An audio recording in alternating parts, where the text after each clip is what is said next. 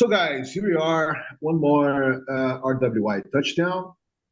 Today, without the presence of Lauren. Lauren is traveling with her family for Mallorca, Spain, if I'm not forgetting. She's going to be back with us in the first week of March, right?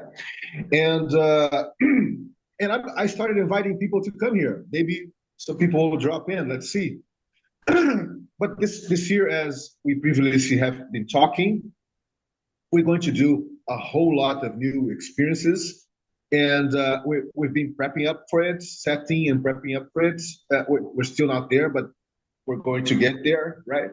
And today is going to be interesting, just to not only to update Tim that is here about the things that we're going to do together, uh, but we're not going to do only for ourselves, right? We're going to do it as we usually do for the commons, for whoever finds interesting to be part of it as well, right? So that's pretty much it. But before we get to it, and we do a round, let's do a round of check-ins, just to see how you guys are doing, how you're coming here, how is your morning. I think that you're early in the morning than me here. I'm already in the lunchtime, and I'll start it with you, TB. Feel free, man. Oh yes. Yeah. Hello. Happy to see you, Tim. Happy to see you around. And Stephen. Hello. Stephen disappeared under a kilometer of snow, which is the case of Montreal. Um, so just as a check-in, I've been thinking a lot, and not just thinking, but going through some type of I don't know how to call this, but but you could probably call it a crisis. So I've been yeah, thinking it's a small word, trying to come out of it, trying to remake sense of things, to reconstruct a sort of a new worldview, and it's one of these how do you say, constructive anxiety, or in some cases people even call it constructive depression, when things are changing so fast in your environment that you know that your model of the world doesn't make it's not working anymore, so the things don't make sense. So then there's this kind of anxiety that sets inside you, because your ability to predict, to see, to understand, it's weakened. So the process I'm in now is just reconstructing that. I've been thinking a lot about Tim. I wonder how he goes to this period. And I'm not talking about politics. I'm talking about how the AI is changing everything. Is changing how we learn, how we should learn. Is changing how we organize, how we is changing our processes inside our organizations. So looking back at everything we built with Sensorica and all these methods and models, I see that things are shaken up to the core. So and even personally, like, what is my role now in all this? So anyway, so this is where I am. That's how I'm checking in today. I'm in this process of rebuilding a model of the world, and regaining confidence in my abilities to predict tomorrow. At least, not talking about the long-term predictions, but at least knowing what's going to happen this year, with everything that I'm involved with. Yeah, so I pass this to Stephen. He's back. Thank you. Yes. Can you hear me okay? Yes, perfect. Excellent. Let me just, this might be better. I'll turn my headphones around. Yeah, thanks, Tibby. So it's a few like reevaluations of where things are. I've been consolidating a bit. just getting going at the moment with this new implementation in the local area around the Don Valley of animating Todmorden Mills. And it's in the same vicinity to Thorncliffe Park where we're working. And lots of questions about stakeholders, people, relationships, ways of engaging. So all that sort of stuff's coming up. So, and what does that mean in terms of relating to projects or some of the theories going behind that? So I think that sort of ties back into what Vinicius there was saying, that you've got the peer-to-peer paradigm. You've got these the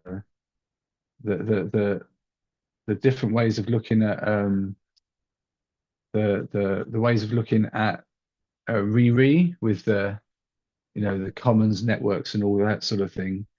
And then I was also you got this, where does that way of working connect to stuff like infusion space, which can be at macro or the embodied individual scale, and where these things can blend in. And I suppose one of the things that's come up as a progression is ways that move from discussions and models to like embodied implementations, So just like you got the lab there in Montreal, we were trying to look at different ways of working recently with network implementations in Thorncliffe.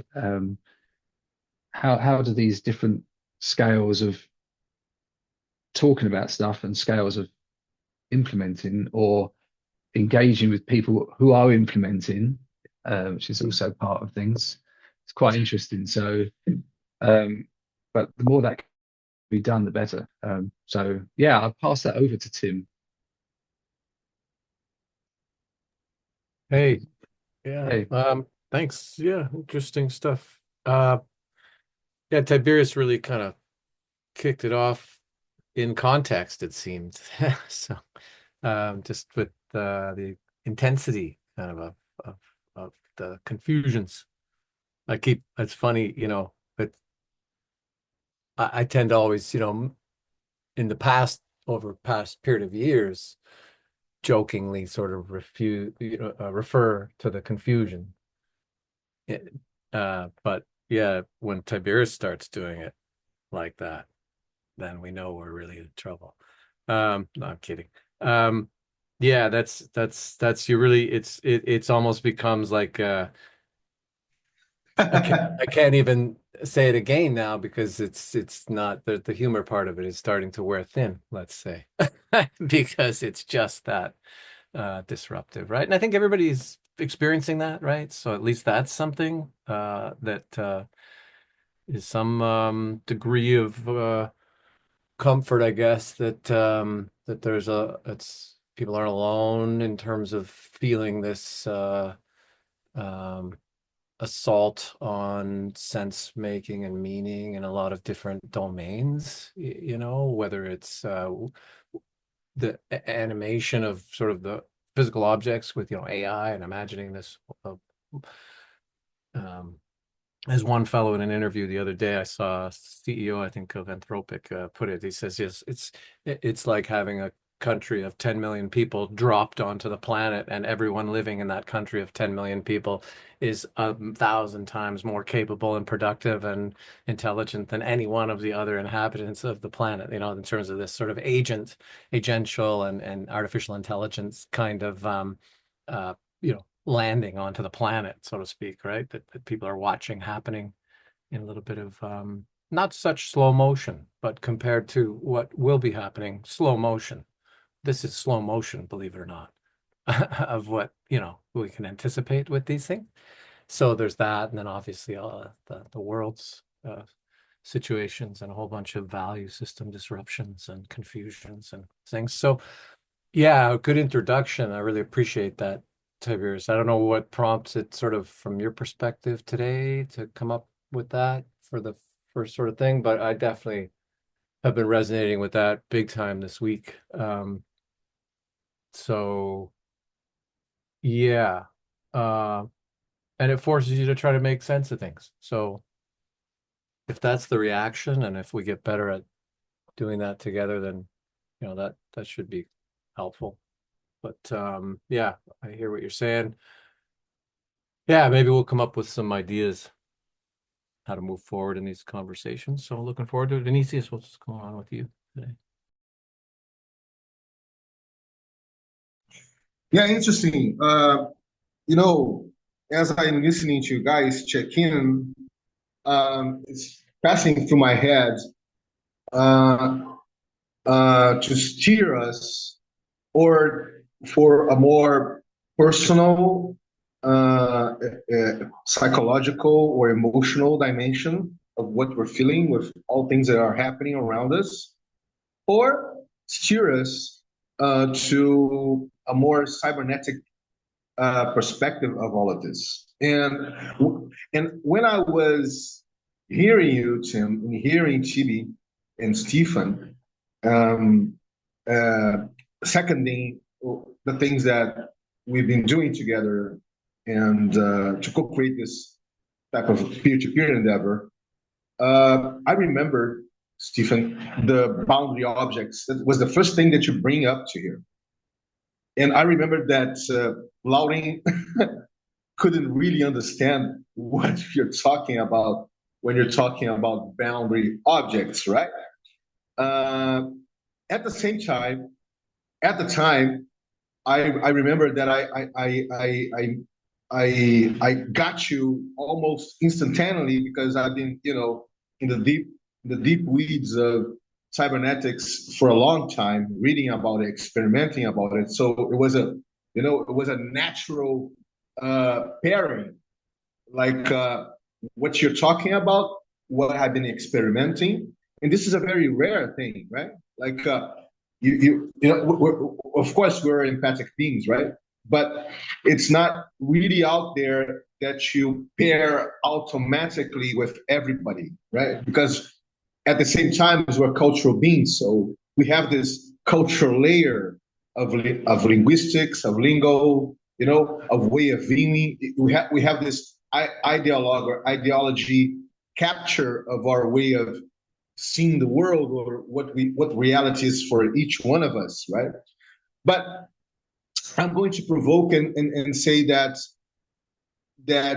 in terms of cybernetics, we're kind of starting to be people are having a sense that those huge systems that we created as this massive societies, right? Systems of checks and balances for government, for markets, for religion, and those respective macro narratives, they're crumbling down. They're really crumbling down. So people are finding new spaces, and they're or becoming extremely frightened about it. Like, oh gosh, I would really love to, have a go back machine as we have in the internet and live the 80s or the 90s of last century, something like that. Or people are amazed by, that they have been moved from the from Plato's cave, right? Like it's like someone came running around them. They were just there sitting, looking at the shadows of that unique light, right? And thus rearrange them and say, hey guys, there's not only this light, this shadows. So and so I feel that people are touching these new lights, these new forms of lights, and new ways to understand themselves. And that leads me to think about hyper objects. What I'm saying is that when we get out, we get out that position that we are just observers of the system, in a sense that we're like a non-player character, these NPCs in games, where we're just this non-player character of this huge system that we created as a species called nation states or called markets or something like that, where you're just required to operate in them, just that, be conformed and operate in them like an NPC is programmed to do it in a game, right? And so we're transitioning from this type of societal space where we are pre-programmed, pre-conformed. We have roles to energize in a non-player character way, like in a game, like in a simulation game, right? And we're starting to feel the complexities about us and the complexity around us, right? And that is frightening a lot of people. People are getting crazy about it. And it's like as I said, you're putting people to feel and see that there's other sources of light, other sources of reality, other ways that you can actually exist. And one of the powerful ways, certainly is the peer-to-peer paradigm, right? Certainly is. And when I've been talking about the peer-to-peer paradigm, my friends, through review lenses, and I think that I'm just going to say it, and if it doesn't make a sense for you, we can talk a little bit about it. But you see, through review lenses, I've been doing I've been tackling with peer-to-peer paradigm through the complexity doing second order of cybernetic lenses. So what is the second order of cybernetic lenses through the complexity that I've been calling complexity doing? Is when you are not only the observer, but you are literally the agent too. You're regaining your agency. You're literally changing with the changes, and you're generating all sorts of inferences around you, and you establish a feedback loop in a micro dimension. So you become somewhat part of the encroaching atmosphere, biosphere, technosphere. You become part of something that is changing. You're changing with it, and you're changing it. You're not that NPC character in this huge systemic, bodies of government or bodies of market or something like that. You become something like that. This is something very interesting because when we talk about hyper objects like climate change or the markets or something like that, it's something that we can touch. It's around us. It's like a dark matter. I don't know, dark energy. So you don't have any type of inference around it, right? And so I got excited to just expose this to you guys, to share with you guys this thing. So this is the type of exploration that I'm not talking this way with people at large that come into Riri, right? Of course I'm not, because I know that people don't know about cybernetics, but here I have the liberty to do that. So what I'm saying is I feel that we're starting to be embed ourselves in the second order of cybernetics, that we are changing with the change.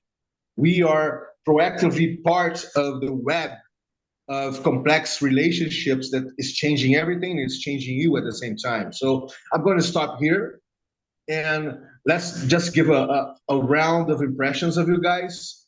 And Tibi already wrote something about that. So Tibi, feel free, man. Yeah, I want to share with you guys something that I read very recently. I don't know if you know this guy, Venkatesh Rao. He's a deep thinker, very knowledgeable, a little bit like Tim, but he's more into history, society, organizational structures, less like Tim, into like science and more like pure domains of philosophy. I don't know if I characterized him very well, but that's how I perceive him. I was perched to jump Tiberius, and I didn't. So Okay. which left me with a feeling of being rather impressed with how you just parsed all that. Okay. So yes, and he makes his life as he lives. I mean, he makes his money as a consultant, and sometimes to high level executives, to Amazon and Tesla. So he has a good sense about what's going on in these mega corporations that are shaping the world today.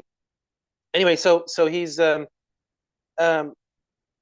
of some book reading club where he gets his inspiration and information and knowledge with other people, exercising like collective intelligence, a bit like us here. And he wrote about monsters. And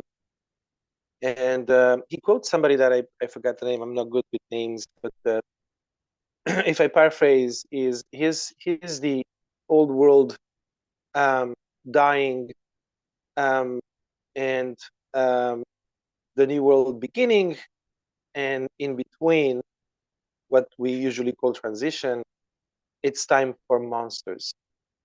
And that's that's a nice way to put it. And a lot of people are afraid of monsters. So the idea here is that you have an order that is collapsing, and things have now freedom, have the room to move in all directions, and a lot of the processes or behaviors that were kept in check by the old order now can express themselves, and the monsters are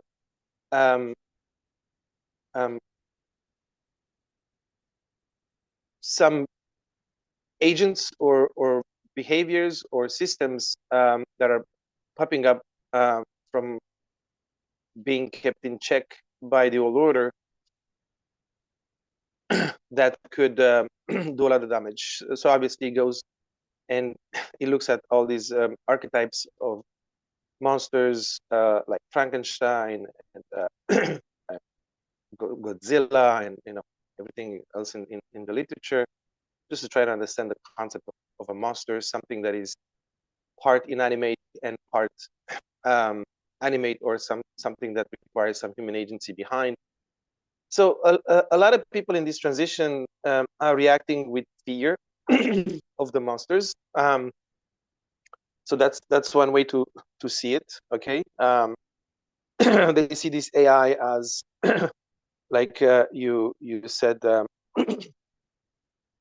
Vinny, like something that is, or Tim, something that is falling from the sky and is threatening humanity.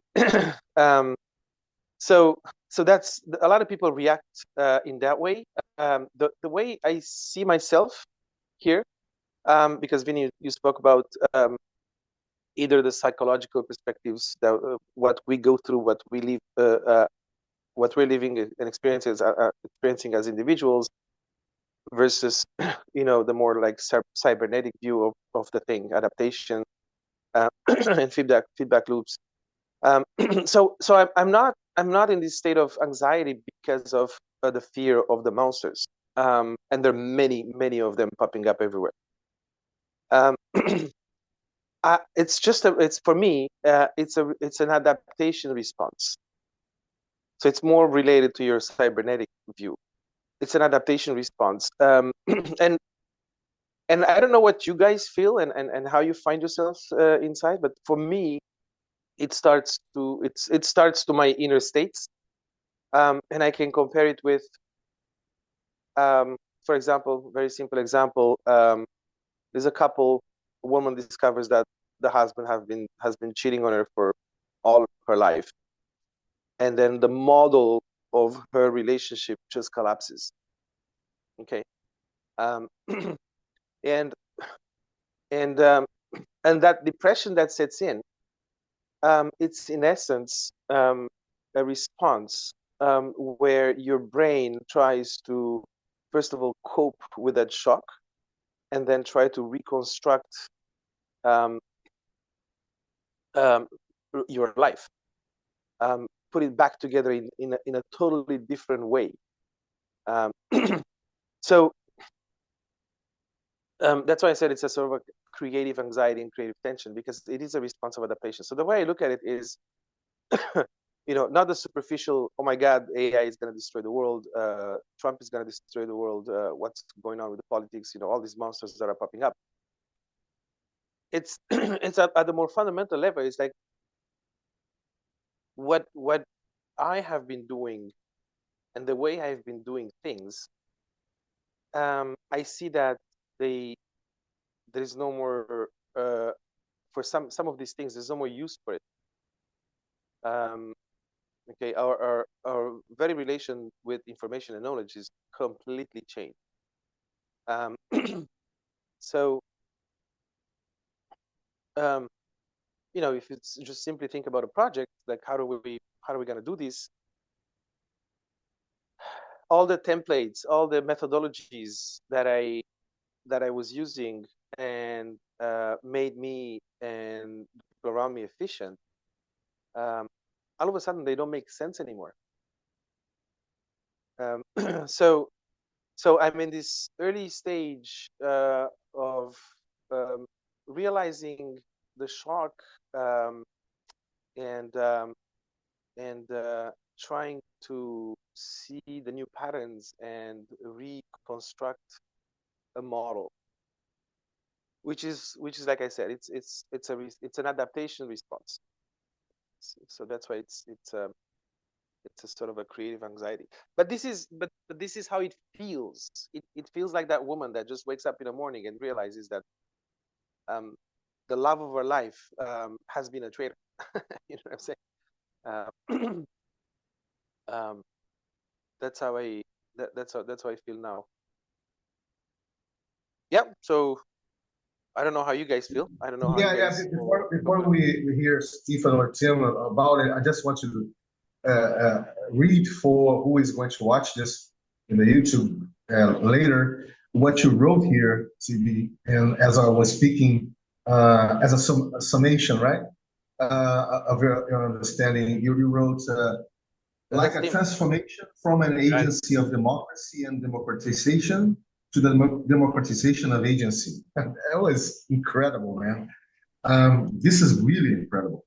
And the second thing that Tim just shared here, related concepts and reflections, not the same as the reading Tiberius in hallucinating too, but could be synthesized to broader the observational frame of that paper.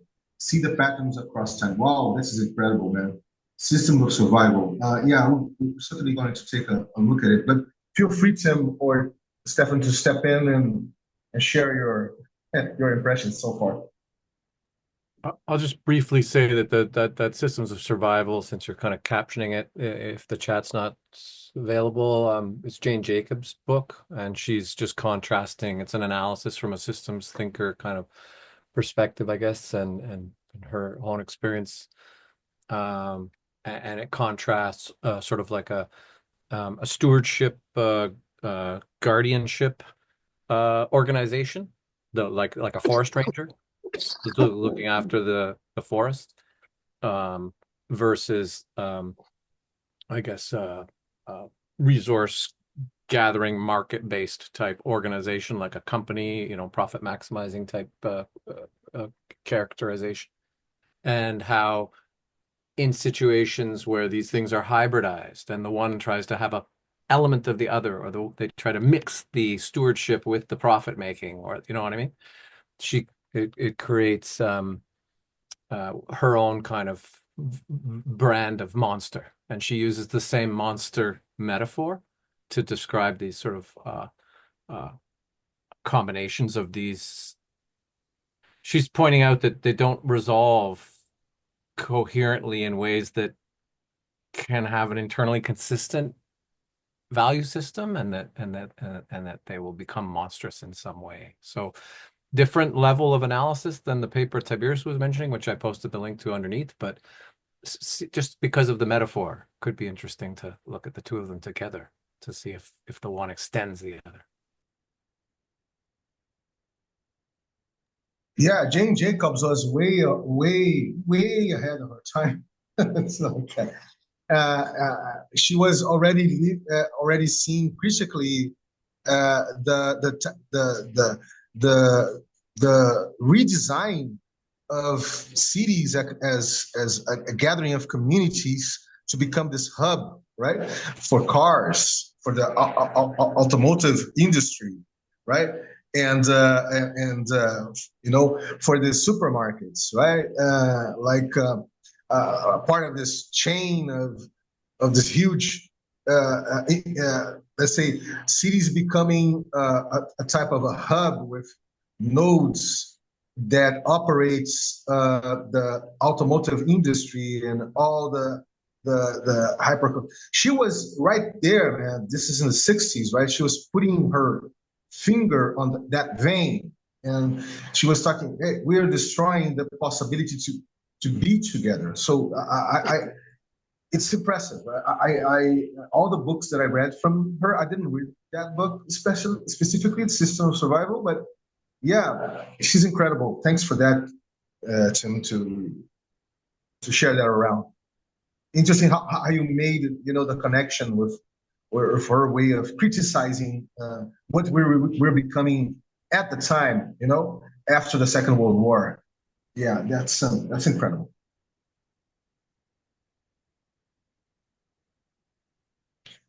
So Stefan, or Tim, yeah. Good points. These are very good points. I mean, Jane Jacobs was, I suppose, her relationship to place brought in some of her stuff that we're really talking about more now. The embodiment, and how it's not just a case of abstractions. It's a case of where we are and how we relate. And but I was just looking at this article that was put up there that Tim shared. I thought there was an interesting quote here. The key about the book, a book called in Forbes magazine talks. I think it's the book called Systems of Survival. It says the key insight of the book is that problems arise when two syndromes are mixed. Divided loyalty in government can lead to corruption and civil war. So the guardian syndrome. So he talks about this guardian syndrome to prohibit behaviours because it can be. And this idea of, she says, a commercial syndrome. So I suppose it's kind of, in a way, it's kind of like integrity, maintaining integrity versus exploiting. But this idea, I mean, we've got a bit of that at the moment with obviously what's going on with Steve Bannon's playing that game quite expertly at the moment. I don't know if you saw his CPAC flip. He's now decided he's going to be a big fan of Elon, and that's going to play his game well, and he's obviously going for all of that. But I do like what you said there, Vinny, about how this comes back to, or can be cast in a cybernetic space, multi-scale cybernetic space, as a way for what affords action, boundary objects particularly being one where discourse happens, or boundary ideas. And I think one of the things that I think MAGA's doing is they're just trying to disrupt all the boundary objects for the conventional, but in ways which are quite cynical in many ways and quite manipulative, even though there are legitimate flaws in them. And the way that hyper objects are then inserted, alternative hyper objects, which are kind of slightly untouchable, they're also there. That's kind of, both of those are sort of cybernetically used. Although I think if you bring a more embodied, as we've been talking about, Infusion looks at this, because they were mentioning that at the American Cybernetics Association, they were talking about boundary objects, they were talking about hyper objects. So it's in the cybernetic discourse, but it's still is not a fully embodied cybernetic discourse, because they're still processing the era. Flipping it round to a generative prediction modeling changes it somewhat, a more ecological approach. But I think it's I think it's quite important that. And I think as a woman, I think it's important that she was a leading woman in this field. So the sunny L, I've got another thought, but maybe I'll hold that for now.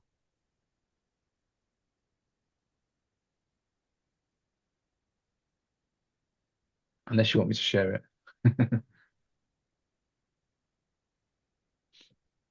I'll carry on briefly. Yep. The other thought was I saw on LinkedIn, I thought it was kind of a representative of we still need to work out some of the problems of why we got here. And some of this stuff with boundary objects, I think this relates to peer-to-peer as well.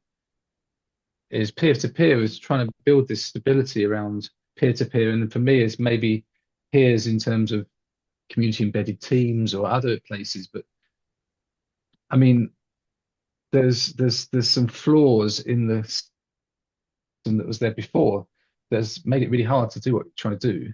Like, I mean, some of the stuff that happened with OpenAI and suddenly flipping to being commercial, some of these types of things. But another one I saw recently is I just saw another post on LinkedIn. It was some woman talking about, she posted a generative image of what it is to be her as a businesswoman. It posted it on there and it's fine. It's this image, and in the background it showed leadership and had three very simple silhouettes of what would maybe men. And then their whole thing became, well, this shows the bias in AI, dot, dot, dot, dot. And it's like totally missing the point of what this is all about. It's like it's generating something. It's not a definitive representation. And the whole point isn't to generate a final product, which would do anyone who's got a graphic background or anyone who's working with images nothing to do and just leave it to this AI.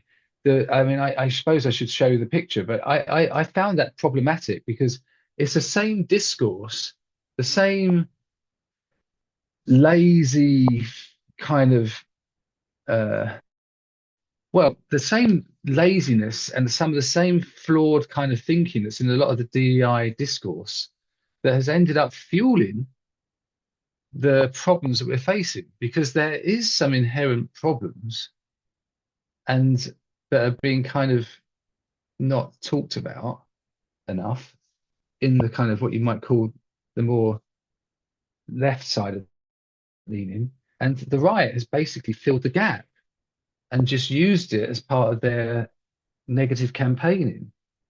And I still don't think that, I think there is a shift happening, but I don't think the coffee has been smelt fully in terms of still playing this same kind of like bias in AI kind of thing, where it's like if you've got a problem with the bias, you just go in and edit the photo. It's just a source.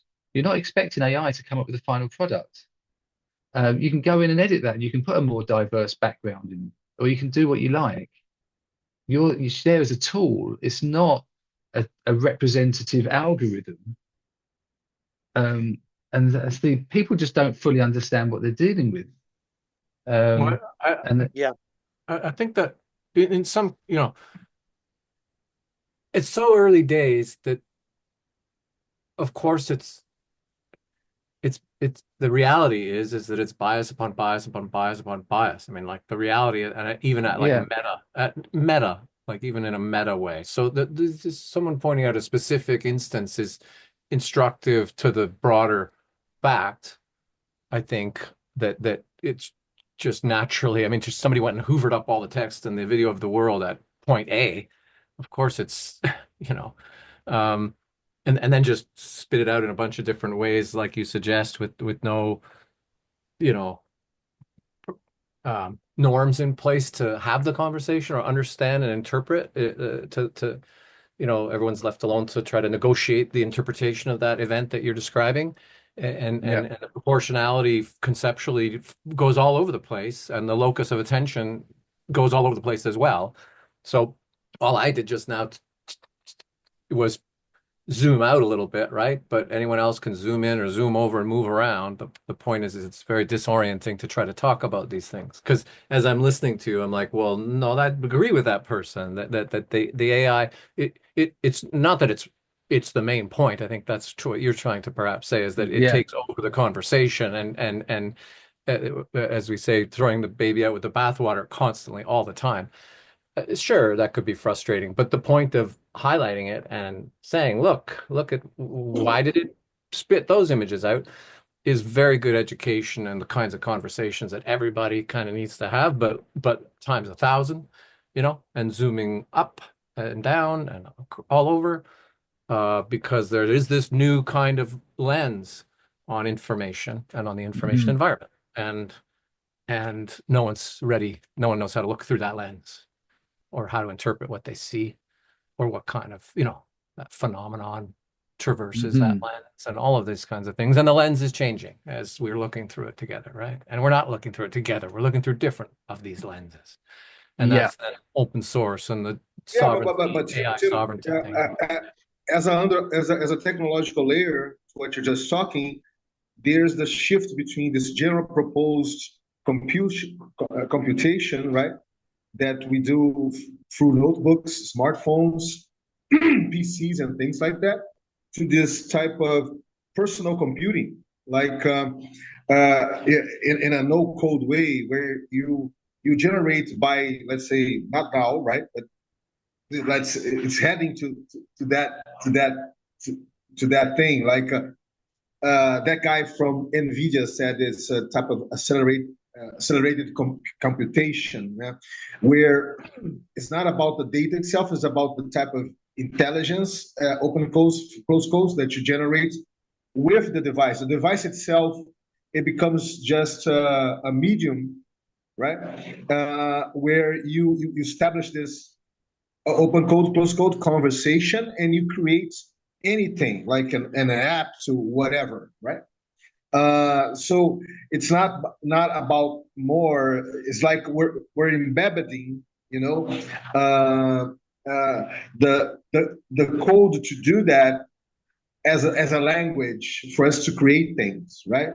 Not that we're not doing that, we're doing that, but we still need to code it, right? And once this AI thing becomes more generalistic, more at the same time generalistic and more specific, it has the power, and we become more enmeshed with it, embedded with it. It becomes part of our operating system, let's put it this way, the way that we see things, reality. So we start to create things just by prompting it, right? Just by, and not only it's typing it, but having this conversation. And this is a type of new form of peer-to-peer, if you understand what I'm saying here. I know that I'm stretching a lot the idea of it, but it's kind of what I'm not going to say this is going to be generalistic, because we still live in a world that 3.5 billion people in the world lives in that SMS internet via telecom operators, right? We still, even in the broadband world of 5 billion people, there's not really quality broad out there, and there's a lot of energy to do so. Still the models require a lot of energy, despite of what DeepSeek has been done in the last weeks. But what I'm saying is, this is kind of something that is starting to get its own, traction. I see, for instance, my kids, right? My kids, they're 18-year-olds, right? So they don't use anymore Google search. A lot of they don't use Google search. They're already using all the AIs, like the browsers from Microsoft that is already has embedded a GPT there. So they're using a distilled version of that for their own purpose. Like they can now and they have this conversation. I'm talking about Brazilian kids, right? 18-year-olds here in Brazil, and they have this conversation that is already a conversation. So they just, hey, take a look at this. I just want to know if it's the case to go that way, and it gives it back by voice or written. So this is already happening. Like it's not something sci-fi anymore. This is already happening. So I just want to put that there for us for a conversation here. Yeah, but Tim, you want to say something? I was going to say really quickly, as you're talking at the beginning there, it reminds me that the word complex has, plex, and plex is fold.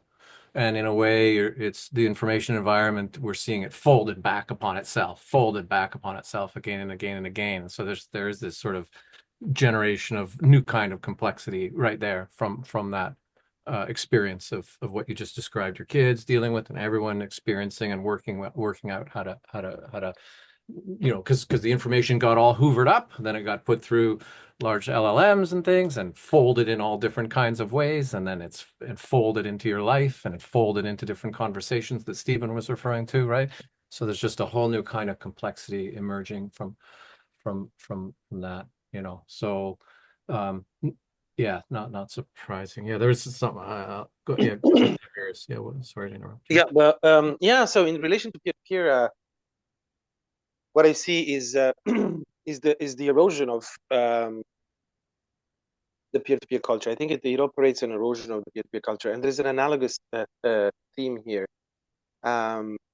If you look at different societies at different levels of sophistication in their institution, in their institutional framework, when you get to countries like I don't know, Vietnam, Romania in the 80s,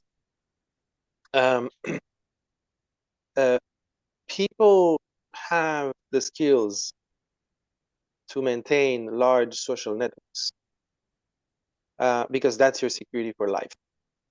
Okay. Societies like the United States and Canada, they institutionalize human needs. And so if you need money, you go to the bank, have a loan. It's easy to get. If you're sick, you go to the hospital. If you're working, you just put your kids in kindergarten.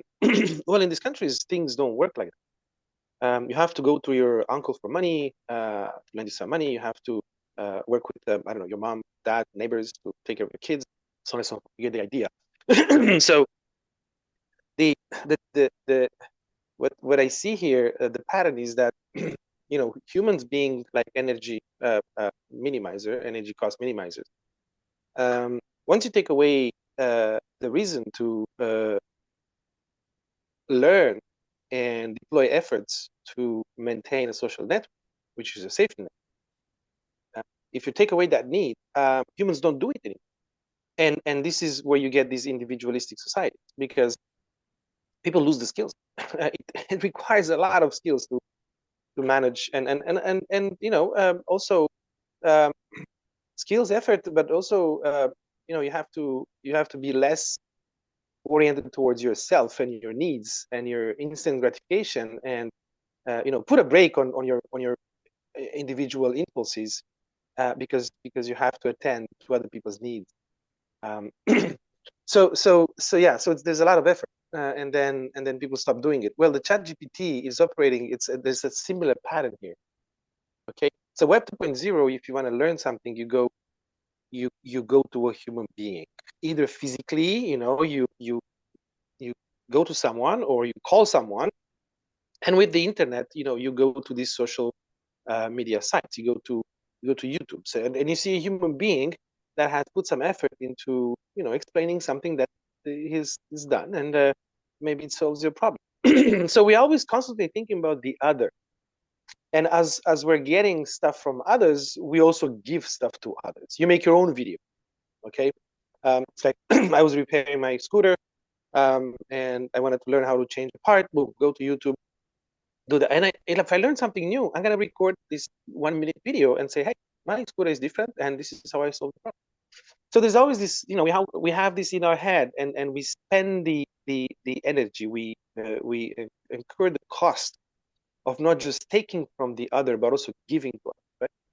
So now with GPT, the relationship with that information, it's the incentives are changed.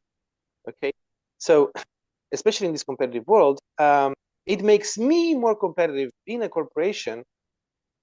Okay, instead of asking friends and and owing them a favor, just to go to open my GPT chat and solve the problem on my own, and appear to be smarter. Okay. So you see that the incentive is completely inverse. Okay, I rather go to ChatGPT and look smarter than ask others and go into that social dynamic. You see, so it leads to the same thing as I was saying before with institutions, to the erosion of that social capital. Okay, the social network is eroded, and our ability to maintain it will be further eroded. So that's why I think is because now even though the AI is built with everything that humans have written in the past, so it feeds from our collective intelligence somehow. The relationship is like you and a godlike figure. Okay, so it's not peer to peer. It takes you away from people. And then, so one of my realizations here is, if you look at the media, and the evolution of media, we had waves like that. We had media that was more decentralizing and media that was more centralizing. So printing press, boom, democratizes media, the production and dissemination of information. And then you get the TV and the radio. You need sophisticated infrastructure. It can only be put in place by states, and so there's a huge centralization. It becomes one to many. It's like before the printing press, everything was one to many. It was written by the church, was written by monks, or by, I don't know, the king and his clique, and the written stuff was going one way, one to many. So we had these cycles, and I think we're in a cycle where the economic incentives of building or not building the social network, okay, with this type of AI, I think it's going the wrong way. But we can restore incentives if we realize that actually what's even more powerful is to blend collective intelligence with AI. So you have AI assisted collective intelligence. Okay, so here's an example of that. You have a Discord channel where people meet and have a bot, and force people to ask the question in a public way. So you ask your question to AI, you have a relationship with the AI, but everybody sees your conversation, and everybody can chip in. And because it is generative knowledge or information that's generated on a spot, we're not into retrieval of information. You go to Wikipedia, the information is there. You have to find it and retrieve it. No, the AI has a model. It doesn't read from a page. Okay, it has a model, and it generates stuff. So there is this feedback loop. Okay, whatever comes out from that interaction, it's determined by the AI's model and what you put in.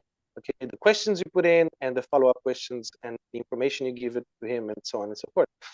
So now you have the other people reacting and seeing where this is going, and they say, hey, wait, this is the other dimension, and here's another paper, here's another source of information that we can take into account. So that the retrieval information, it is what it is.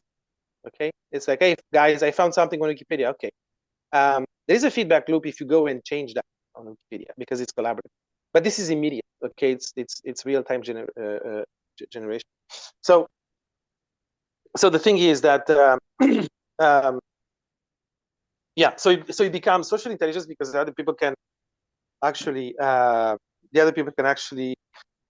intervene into that real-time process of generative process of information and knowledge, and then you have this dynamic of collective intelligence plus AI, right? And now if that's if that is much more powerful than the guy in his basement trying to outcompete his classmates or team members by coming out as being smarter, I think if that can go a long way, that kind of collective intelligence enhanced by AI, I think it can go much further. So once people understand that, now you reconstructed the incentives, which are why open source exists. Okay, open source exists because people realize that, hey, together we can do big things. Okay. Anyway, I'm gonna give you a little, a little. Vinny, this is for you. Wait a second. Let me. How do I change my camera around? Yeah, Tim just raised his digital hand a little while Yeah, ago. go ahead. So Go ahead. Tim, I'm just please. gonna show you the industry of snow removal in Montreal. Oh, right on.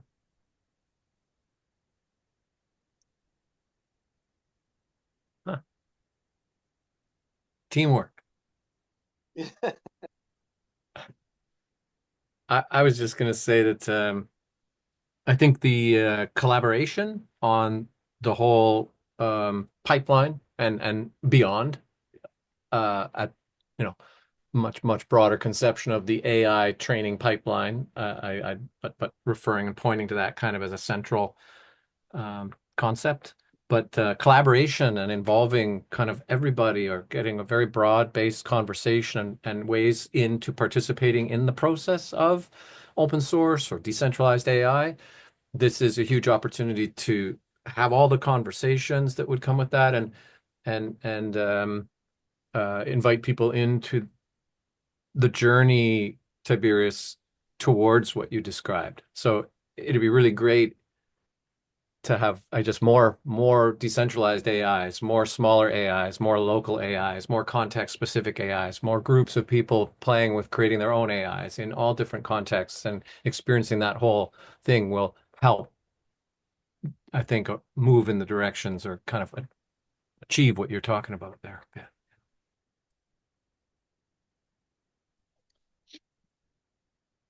Because it's a process thing. I think it's a really deeply processual thing. It's not an object. We're not going to be Yeah, done but creating, you know what I mean?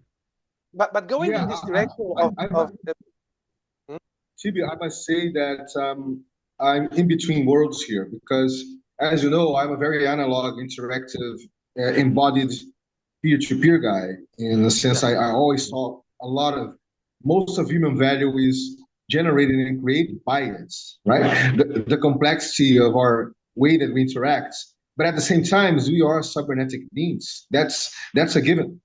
So if we're creating this type of reality, and okay, first we're creating through capitalistic incentives, yeah, sort of, not quite of, because the research about so-called AI is out there even before Silicon Valley was aware of it. So when it comes to cybernetic, but what I'm saying is that it's kind of inevitable as beings that create technology to enhance its capability to gather, understand, or re-signify what is reality as something that is in the making. You know, what I'm saying is that uh, I totally understand what you're saying because I live it in my daily basis, as you know, as a peer-to-peer native. But at the same time, looking through these cybernetic lenses, it's what is Tim just shared. It's something that is out there. We're going to experiment of it. It's like going to going to where no man went before in this new space era or something like that. So, but it's there. It's in your hands. I look at my kids when I have conversations with them about this, they are very because not only because I'm their father, but I have been talking about critical things with them since they are very young, and they are critical about. They know about this. They know how important is the hugging, to hug each other, to have a conversations with friends, but still they are very excited and to make these explorations, right?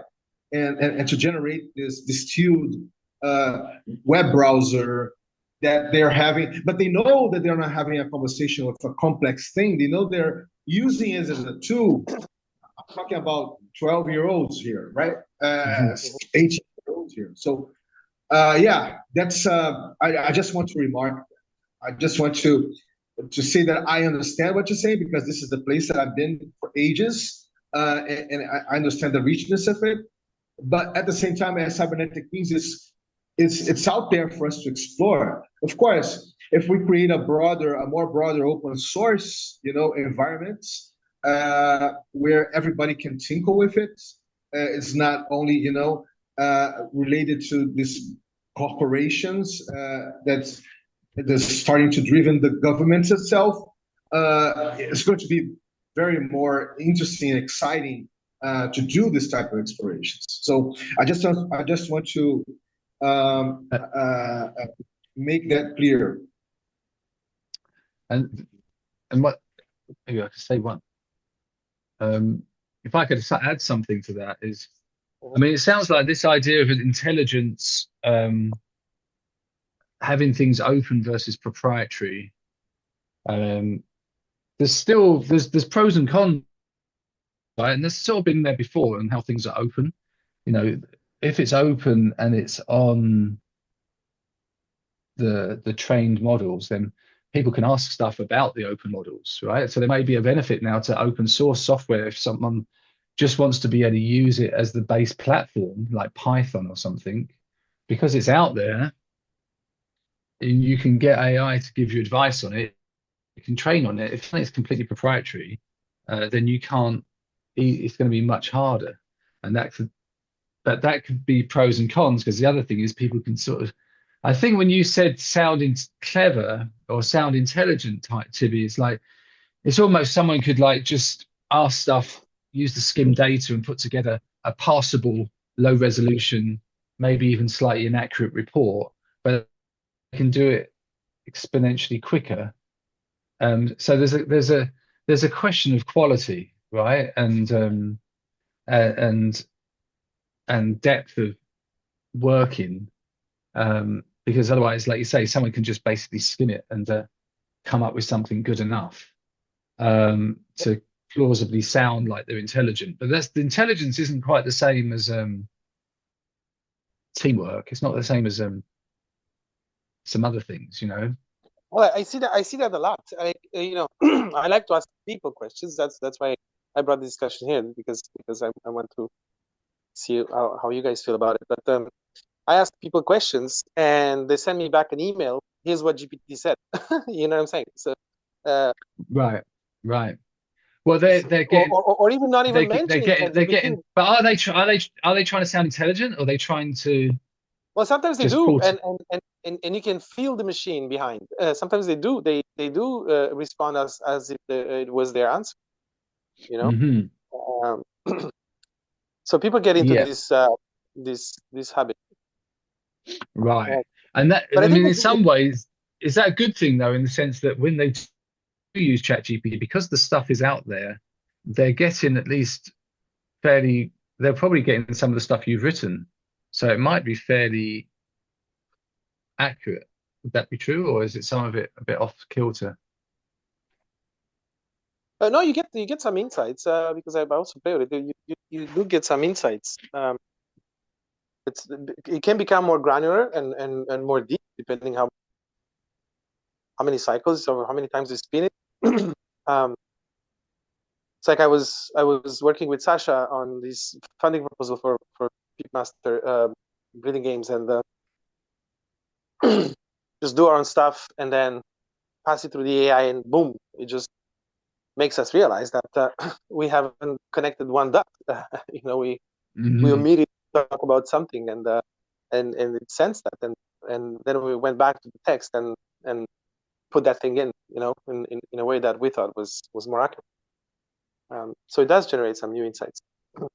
But I think it's good to look at it from the economic perspective. That's why I'm talking about incentives and how people react to these incentives and where this is going. And you see, so the capitalist model generates its own incentives, and the design of the technology with this personal AI, that I think is it works in that paradigm.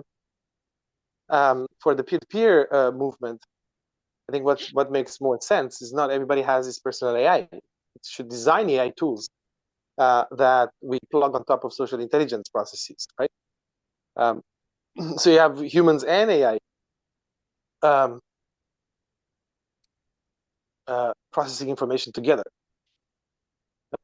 Yeah, So it's there's the like commons Tamir's approach. open proprietary, and then you There's the just created commons like a new approach. category, Yeah, right? sorry. Peer AI. Well, I don't have a definition for that yet, but it's, we can use this concept of commons. So commons like AI, which is something that we all share, and it's not primarily designed for personal use. It's designed, it almost forces you to interact with AI in a social environment.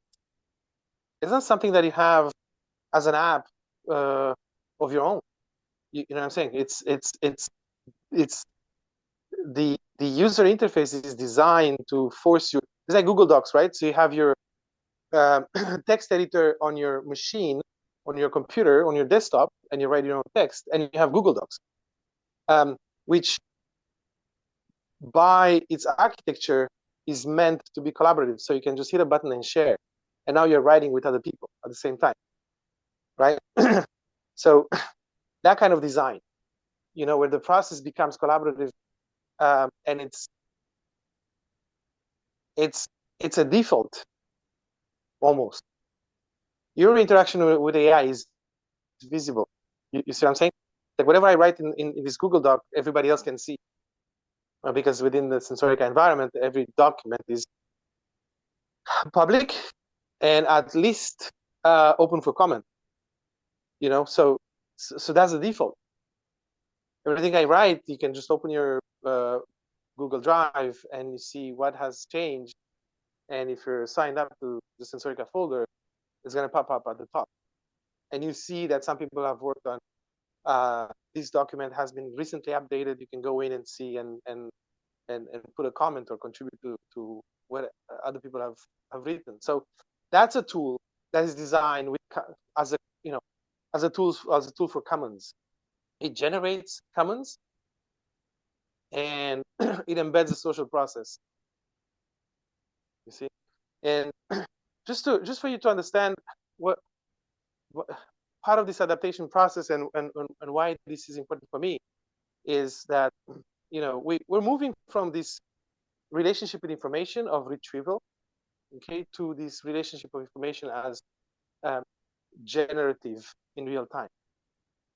And so, we have this thing in Sensorica of, the role of the harvester, which is somebody that likes documentation and archives people's ideas, puts it in a document, and then we have a whole culture of how we capture stuff, how we format that information, how do we put it into a structure so that it can be easily retrieved. So we're geared towards storage and retrieval of information.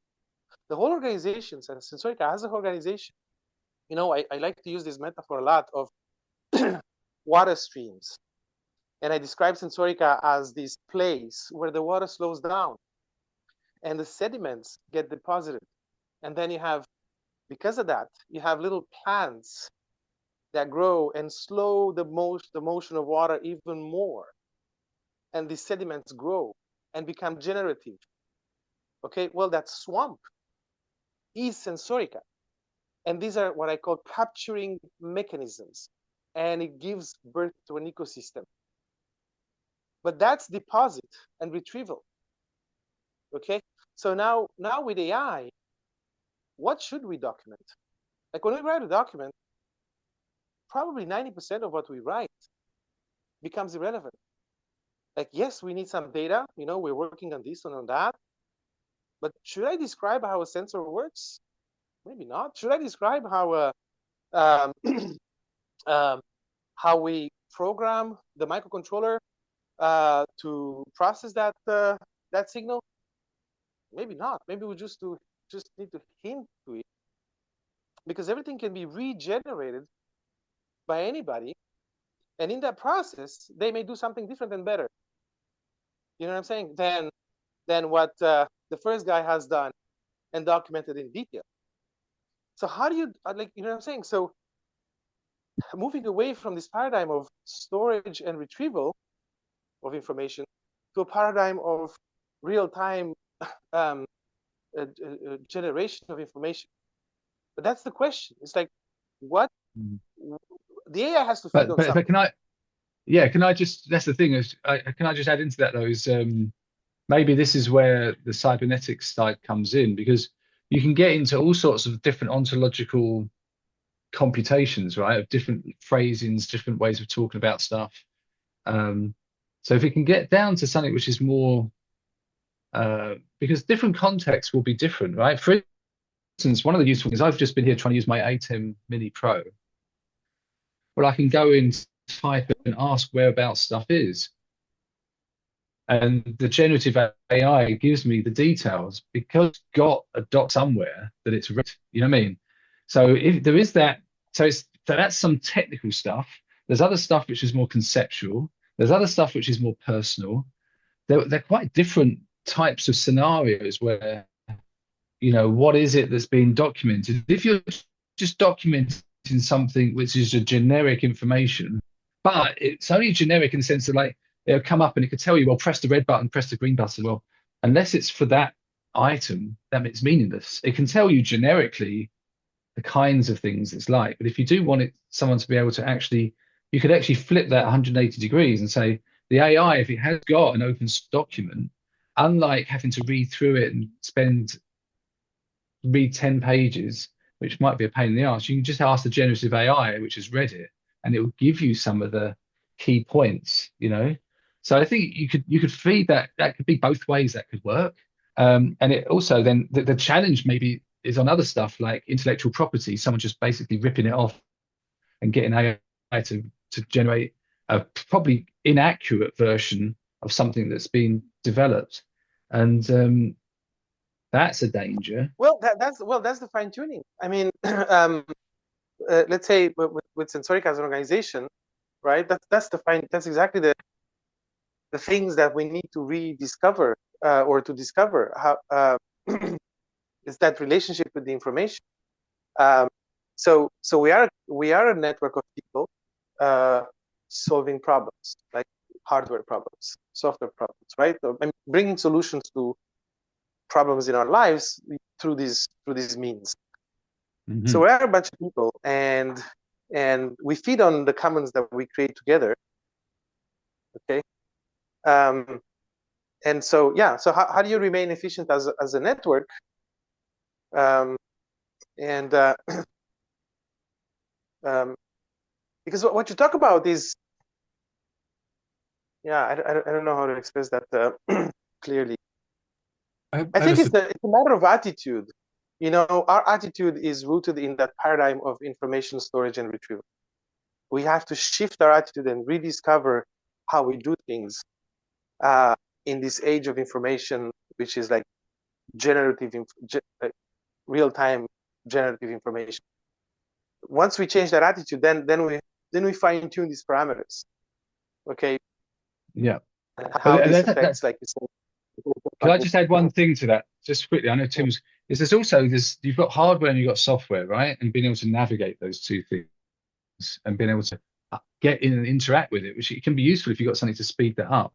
But there's also general process and conceptual stuff, which is slightly different, because that can just be like if I've got you could have if you've got prototypes and things like that and software. Now someone could copy it, but they still got to make it, do it. It's a lot easier to rip off conceptual work because it's mostly documented purely in conceptual terms, and it's not like ideally you want to make it as accessible and generic as possible in terms of its usage, unlike say something where you're making a software or a hardware, although it is more generic. It might be that you have a particular way of doing it, and you have a user interface and you have an XYZ. And the same problems can come in, but they're kind of different, and that's where I think some of this stuff where infusion space is kind of a slightly different beast. Then you've got the P2P. So the problem of infusion space is different kinds of cybernetic engagements in context and how to work through that, and maintaining the integrity of that. But the same sort of thing also does apply with what you're saying. there's being able to reproduce it, and the risk of someone else ripping something off is it's not necessarily direct commercial.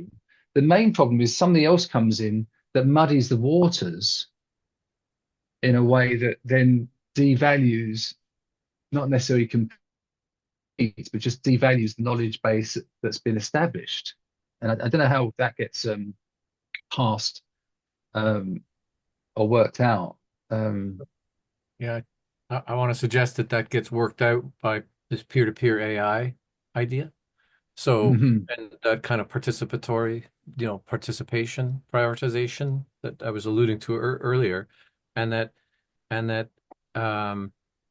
earlier in the conversation, someone described, we kind of used a metaphorical or figurative way of speaking about things falling apart, right? There's another way to frame that, and that is things not being created the same way every day again. And there's a thinker guy. Anyway, there's and that it was alluded to earlier. Someone started to say the word autopoiesis and autopoietic, and you've got so there's this notion that it's kind of a bit abstract, but this notion that it's through the actions every day that we're recreating the world, recreating the processes, right? But it feels the same. But nevertheless, if we stopped every day, everyone here just stopped doing what they did that day, and I guess some people are experiencing it, anyway.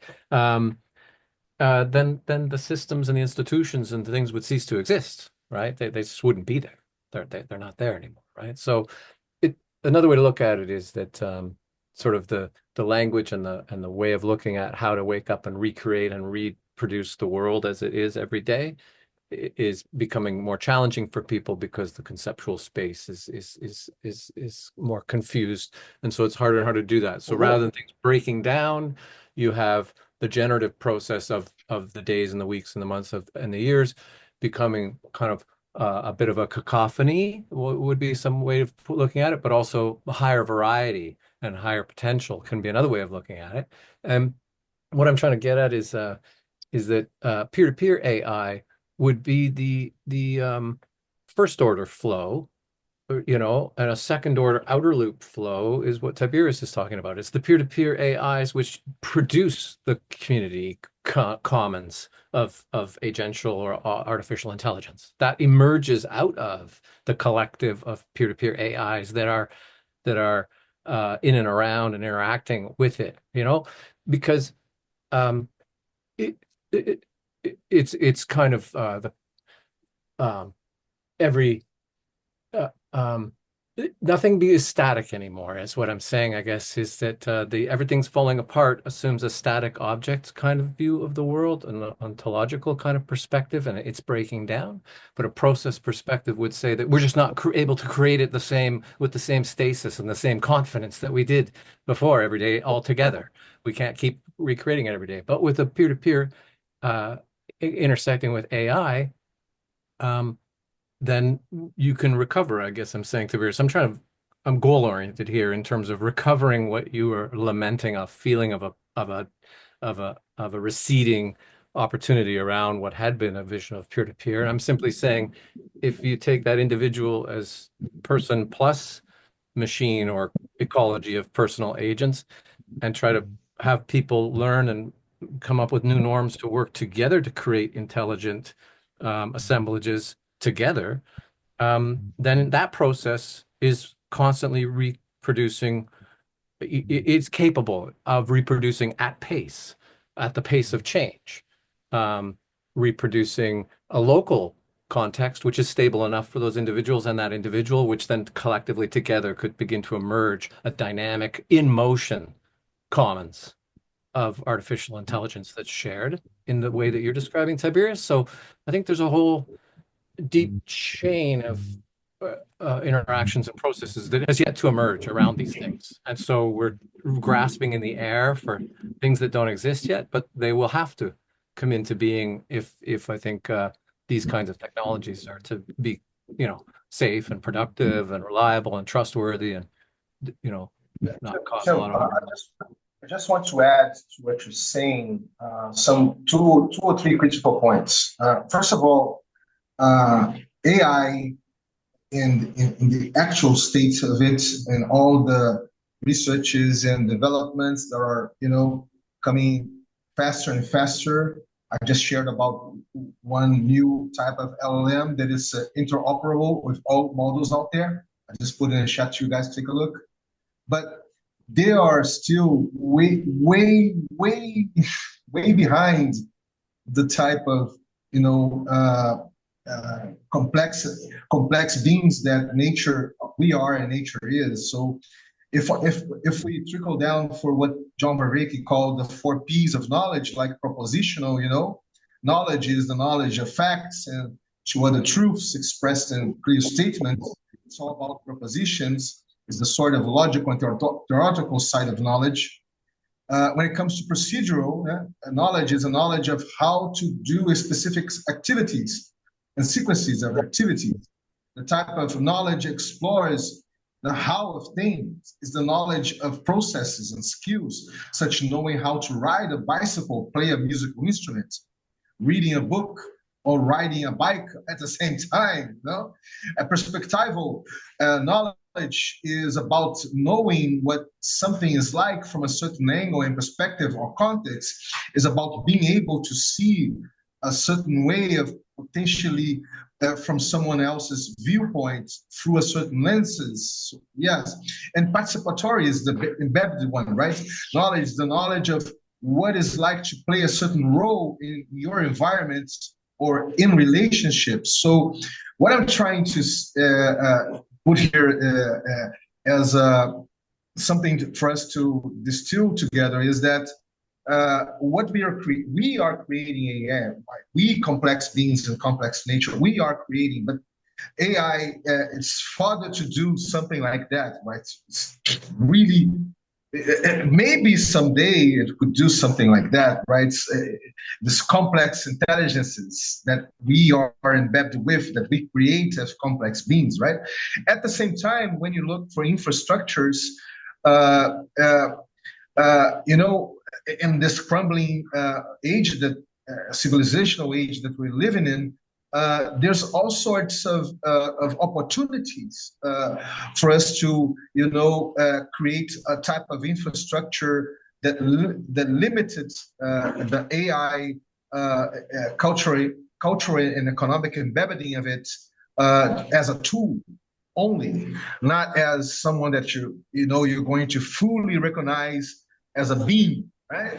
So there's so much there that we're not covering here in our conversations. Like, I just said that 3.5 billion people in the world are still using SMS, telecom operators, internet, the COSOL, AWI, VAP out there. So it's not like we're going to change massively, day to night. It's not like that. We still have our cultural conscience, and yes, I'm just putting out there that I feel that it is fascinating to look as explorer, as a P2P explorer that I've always been, as a global P2P explorer I've always been. I see it as something, a real interesting phenomenon that we are creating, we as a species are creating, and it is related to our cybernetic, beginnings, that we are cybernetic beings, right? But it's not something that is going to massively change all over the planet, It's going to take time to it. And we're going to generate awareness about it. That's the beauty of it. Riri is about that, generating awareness about complexities and how to deal with all sorts of intelligence, even this type of intelligence that we are creating. And just to finish, there's something that Michel Bowens talks in his cosmolocal perspective that I feel that is very interesting. He says that everything that is more embodied, that is more heavy, we're going to deal in the hyperlocal or in the bioregional way. Like we're still going to dealt with it in this. Everything that's more soft and doesn't carry weight, we're going to make it more tangible in a very more planetary, global way. So this is very interesting because it makes sense to this type of conversation that we're talking here. So we're really not out there when it comes to understand AI as something as a huge driver, a huge phenomenon driver that's going to stir up and totally, re-signify our way of existence on this planet. So I'm just pointing out that we're not there, and we're not going to be there, even if we consider climate change, right? The past phase of climate change, we're not really out there in this sense. So I just want to point out this. But I'm not so optimistic, because we can look at the trajectories and their momentum. Okay, so capitalism creates things in its image, and things that reinforce itself, because the cluster of incentive is already present. So any AI developer, they have a customer in the capitalist system, which is the guy that struggles within a company and tries to look smarter and more efficient and get a better job and climb the ladder, or has a customer as a company that is in competition with other companies and tries to, move faster and acquire a larger share of the market. So this is where the momentum is. This is where the money is, and what happens? Why I'm concerned about peer-to-peer is that in doing that, you're eroding the social network even further. Okay, so you're destroying that social capital. It doesn't mean that we disappear and we don't exist anymore, but we're probably entering a period of recession. People used to talk about peer-to-peer a lot, and now everybody speaks about AI. So even the paradigm that we're working on, it's not even on the map. It's like I've been invited to conferences to speak about peer-to-peer, collaborative economy, and all that. I see people in the collaborative peer-to-peer space rebranding to AI. So it sucked the air, it sucked the oxygen out of the air, and everything in the development of these AI tools go towards whatever the incentives within capitalism are. So yeah, so yeah, we will discover, we will do this, we will do that for sure. It'll probably develop, but there's a period of time here where I think we're just building the wrong things. All these prompts and the personal AIs and the way of interacting with it as an individual. This is, for me, this is the wrong design, and it's just gonna. What can happen tomorrow is and you already see that. You already see that. If you go to websites like Reddit and Stack Overflow, and they're going down. Why would you ask a question to other programmers on a social on a platform like that, where you can just get your answer in 5 minutes? So I totally get what you're saying. So in Sensorica, that can happen too. There's a lot of people that are there to ask some questions to other people, and they're there to get some help. There's so much else happening out there, man. It's not captured by what you just said. At least my experiences here coming from Brazil, right? And I just want to say, guys, that we're already in the last minutes of our sync up today, our touchdown today. Yep. And what I just want to pass to Tim. Tim he raised his digital hand a while ago. So just wanted to refer back to the Jane Jacobs book, Systems of Survival, and that syndromes she speaks to there, and that what you're pointing to in a way, Tiberius, relates to what she's talking about in the way that when you talk about in business and selling an AI as a commodity to sell and what have you, and engineer as a product. In that context, it's got the one kind of organizational nature. But what is that product also? Well, it's our own way of communicating. It's our language. It's all the art we ever produced. It's this new mediation between us for everything. Well, that's naturally going to span all kinds of organizations and ways of life, including the sort of more stewardship thing. So inherently, this monstrous form emerges when the sum total of all human creativity becomes the commodity in the market, right? It can't not cross those boundaries, and we haven't figured out how to organize things in a way that isn't inherently monstrous in this way. And I think in converse to sort of maybe the dejection or sort of a concern, I'd suggest that it's the sort of the more peer-to-peer influences and incorporating into the whole workflow and the daily recreation of today's AI environment, today's information environment that's for today and meaningful today is the only way that that can be achieved is through the engagement from the bottom up and the peer-to-peer and people being enfranchised in creating content and because terms change, language change, it evolves, it has to. It's the way things go. So this current idea of sort of hoovering up a big static AI model, LLM, and then trimming it like it's a big, hedge and creating a nice, pretty, image out of this growing, moving thing is kind of silly right now, right? Sure, it's fantastic in what it can do and wow, it can do this. Yeah. But unless what we're talking about and what came up in this conversation comes into being, then it's just always going to be always old news, always too late, always yesterday's news, never in the moment.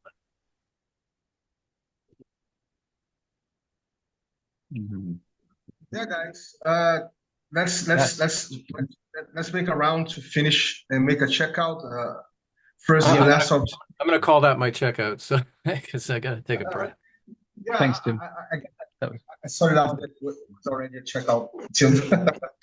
So go on, Stefan. Do a checkout, man. Yeah, no, I thought what Tim said there is a very good point, and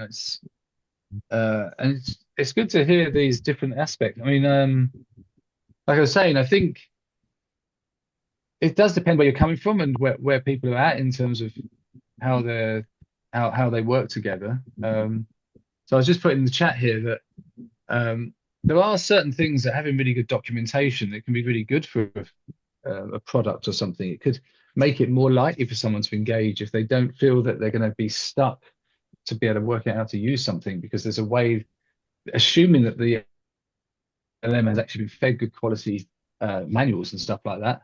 That could be a good thing. But I think maybe in terms of P2P is the ability to go beyond what was possible before, interdisciplinary, transdisciplinary. LLMs help to make it possible to bring in different types of language in and different types of ways of phrasing stuff for synthesis and, trimming, pruning, which was possible before. But the LLM can't do that on its own. It's not like the LLM will come up.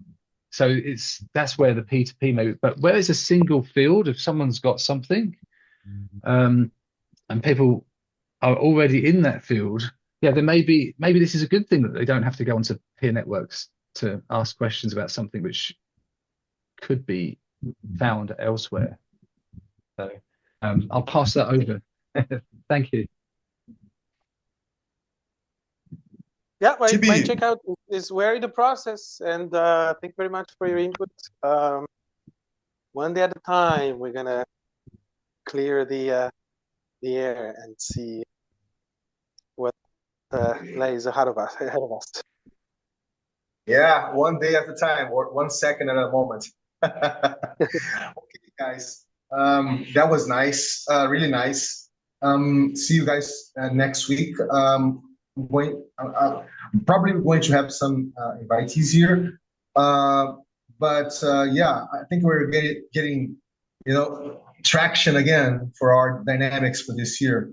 Okay, bye, be well, and thank you for hosting. Thanks. Yeah, great chat. Thank you. Cheers. Thank you.